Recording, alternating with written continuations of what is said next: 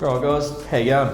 Another episode here of the educational series from Downunder Lumix. Name's Mason, good evening. So tonight we're going to talk about, we'll just go through a flying session that me and Mr. Jimmy Cooper did down here at iFlight Penrith, or iFlight Downunder in Penrith. So I'm just going to go through this session. We're just doing bommies, we're just flying around. I'm just going to talk shit about it really and see what we can come up with, and yeah, just info, I guess. So I'm just going to let it run. If I say anything, I'll stop. Otherwise, I'll just kind of continue talking, and yeah, hopefully you pick up something educational at least. And yeah, we'll see how we go. Hope you enjoy it. Cool. So let's crack her on. So Mr. Jimmy hops in, I'm following him, and our intention is to do big bommies. We're just going to be going as big and as high as we can. I think we're on about 95%, I'm pretty sure. Wham. So we're going right up. So you can see here, we're not necessarily, the quality's a little bit shitty to be honest, unfortunately. We're not necessarily, it's probably because we're flying so fast, it's going blurry. Nice and flat. So we're not adding tension or anything like this to get the lift, because the speed's so high. We just have to relax our body and chill, just like that previous video I've done on the low speed stuff me and Jimmy were doing. And you can see how just the presentation of the surface area that we're creating is what's giving us that lift, or slowing us down to give the illusion of lift. We're actually still falling, we're just falling slower, but we're actually going up. But because there's so much wind, we're going up. It's not we're going up, we're actually just going down really slowly, so it gives the illusion that we're going up. It's weird. Even when you're going up, you're still falling. Get that one. That wasn't me that said that either, by the way. That was my old mentor, Philip Chesanovic. I can't say his name probably, but very smart man. So have a look right up to the top. Now we're turning, boom, hit the net. If you do hit the net, just relax, you know, bounce off it like a trampoline, keep going. Up we go, right up to the top of the diffuser, keeping the eye out for each other. Wham, bam, off the net again. There comes Jimmy, see he turns, just accepts the lift. Boom, off the net again. I probably should stop doing that, no wonder my back hurts. So I could have probably turned a fair bit more. See how Jimmy's turning his whole body, and I'm not necessarily turning as much, that's why I kook it there. So our lines are slightly different. I reckon I like Jim's a little bit more, to be honest. He's flying quite cleaner than myself in that aspect right there. So, whoop, bit of a close one. Have a bit of a laugh at each other. Then we're going to go head up. I feel a lot more comfortable head up. I am known as a head up man, even though I just kooked that. So a bit of apologetics going. All right, let's give it another go. Cool, so we're trying to turn, less surface area, you're going to come down, making sure we turn, go up, keeping an eye out for each other, turn. You can see here, we're not actually trying to or force anything. It's exactly as I've been talking about before, just let that wind carry you up. There's no need to force pressure. And as you get to the top, change that pitch. I do have some flying from tonight that we were doing. Jesus Christ. Yeah, now I'm starting to turn a bit more. There goes Jimmy. Yeah, there we go. So what I'm talking about when I mean turn more, if I go backwards slightly here, we'll go back to the beginning. Okay. So watch Jimmy. Jimmy's in the black, all right? As he comes down, if he maintains this, he's going to track in the wall. So you can see already slightly, he's twisting his body and he's rotating around the center of his head.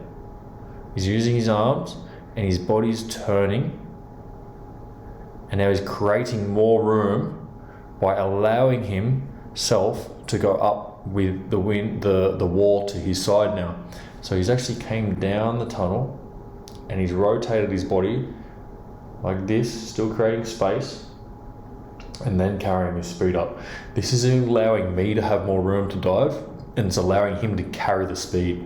Whereas if he does what I'm doing, well, maybe not the bounce off, but you can see now my trajectory, he wants to push me this way.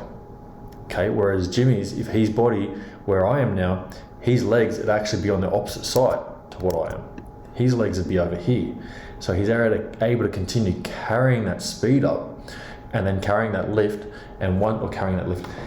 carrying that speed and carrying that motion and momentum around the tunnel, so he doesn't lose any energy or inertia. And then once he gets there, then he's allowed to change it. He's able to change the pitch, present less surface area, and that's what's causing him to dive. He's not adding tension or anything like this.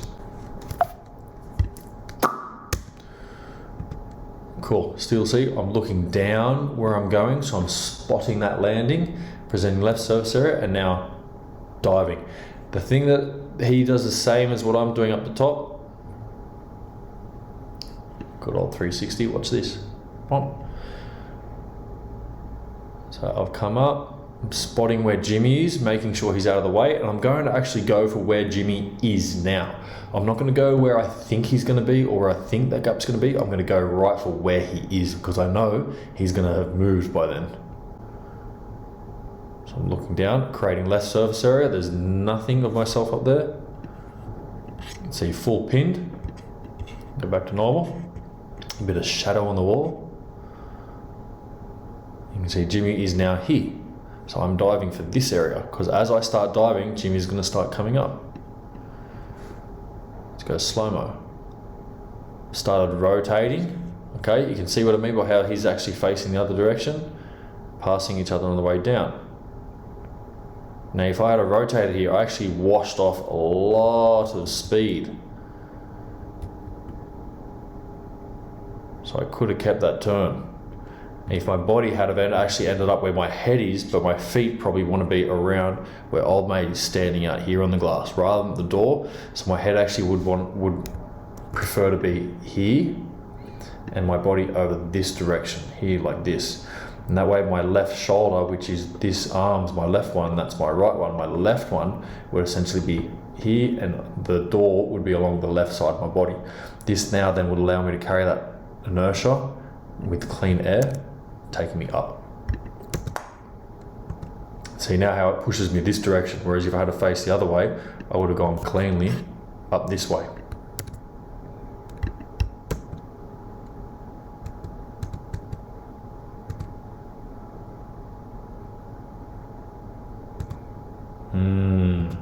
All right, let's continue to watch.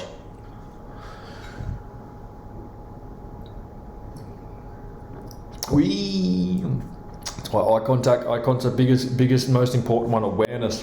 Regardless of whether flying or anything like this, awareness is key. If you're aware of what's going on, you can see what the other person's doing, you can avoid them. The second you stop seeing them, the second you go internal and blank, that's when accidents happen, yeah?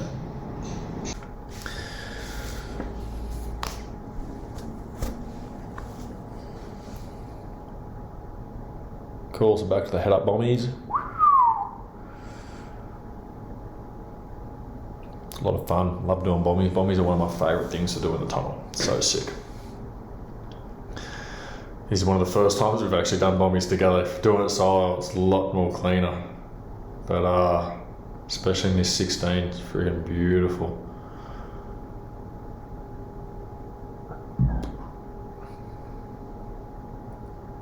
Oh yeah.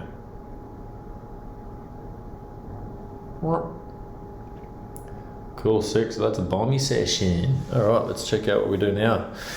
Let's go for a bit of a jam, I think.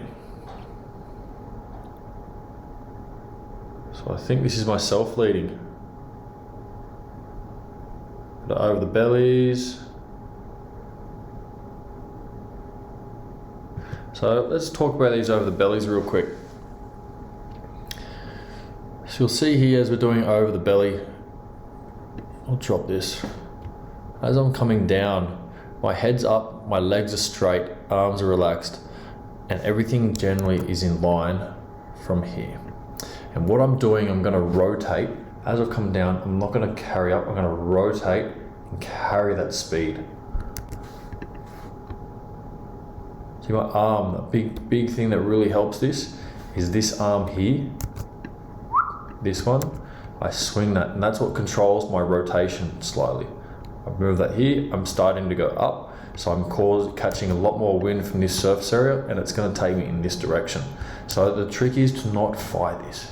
Don't try to bend at the hips and don't try to bend at the hips and cause this shape, because all this shape's going to do is pop you. Okay, a lot of people try to bend at the hips to try and keep their torso down. So the trick is to just carry it, let it take you up and ride that out. If you try to force it or whatever, it's not going to work. So let it take it where it wants to go. As it's here, keep your torso straight. If it feels like it's going to come down, let it come down. It's like jumping on a trampoline. If you jump on a trampoline, you jump up in the air, and then you try to stay in the air, it's not going to work. Jump up in the air, let yourself come down. And come down. Just relaxed. And we do a breaker. Same thing here for the breaker. As we come, we do the breaker. We're not trying to fight or force it. My body's nice and straight. As it's straight, I just stay relaxed. And then I let it take me where I want to go, or where it wants to go, not where I want to go, where it wants to go. After a while, you just get used to where it wants to go, and then you can control it. So first, just let it take you where it wants, understand where that motion is, and then you can apply different inputs beforehand. You can't necessarily change what happens once it's happened, but you can adjust what happens beforehand. If you draw a half break and go, oh, that's not where I want to go here, it's just going to be clunky. Whereas if you adjust it and then you go, oh, I know if I adjust here, it's going to take me there. But if you haven't experienced that yet, how do you know? You know? You don't know. Same thing for the theory of the in-face. We've talked about this before. So the in-face switches and the calves and all this, everything high speed is actually low speed. That's a tricky one. We got him there. This is a beautiful move, one of my favorite ones. I didn't do this quite nicely. So this is exactly what I'm talking about. What generally happens if you watch my hips now, this is what happens to a lot of people when they do over the belly move to out face. So I only slightly do it, but it's quite typical. So I'm in the green here, I've come down. I didn't let my legs rotate first for this in-face breaker, okay? So you'll see I rotated my torso first. I should have kicked the back leg and kicked that out, okay? So I should have done this one right here first. I should have twisted it. As I twist that, that's gonna cause, just like when you're doing a half breaker, and you roll those legs through like this, and then it comes through, you need to have that same with the in-face breaker. So get that heel out first, and that's going to allow you to rotate. So it's going to have the legs rotate further than the torso, whereas in this case, I've started rolling the shoulder to initiate, and I've kind of come down, so I'm not necessarily having the legs, but this has caused me to now pop the hips. You can see here how the hips are slightly, I'm in this shape rather than a straight shape, and that's what's caused me to now pop ever so slightly. And now you can see here in this position, I'm not as straight as I was before. I have that kink, okay? So Jimmy's done the same and just caught him off guard slightly.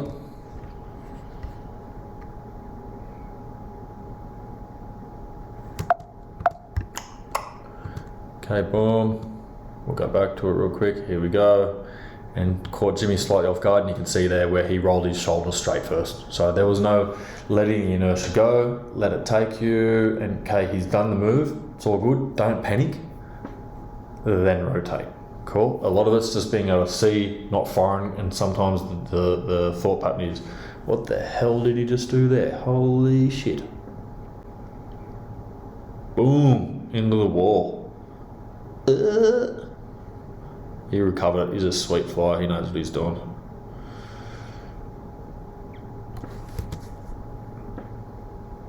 Here we go again. That was a lot cleaner. So watch the hips on this one. Watch those legs rotate. Ready? So come down. Still could have rotated those legs around slightly more, but now the hips are forward. So much more hips forward. Torso's in line with the shins and the legs. Okay, a lot nicer. And I'm letting that speed carry. I still probably was a little bit further away from the wall rather than stuck to the wall. Makes it a bit hard for Jimmy to see. Forces him to cut a little bit. There we go again.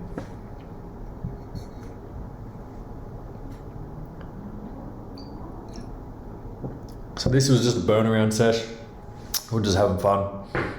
having a ball, chucking some moves, not really giving a shit about certain technique or lines or anything like this, just shooting the shit, really. Yeah, I hope you picked up something from this. Wasn't too much of a technical brief this time, and yeah, hope you at least learned something. So cheers guys, if you like the content, like and subscribe. I'll be putting more tutorial videos out again soon, and a bit more educational than this one, a bit more structured, so we'll see. Cheers, thank you.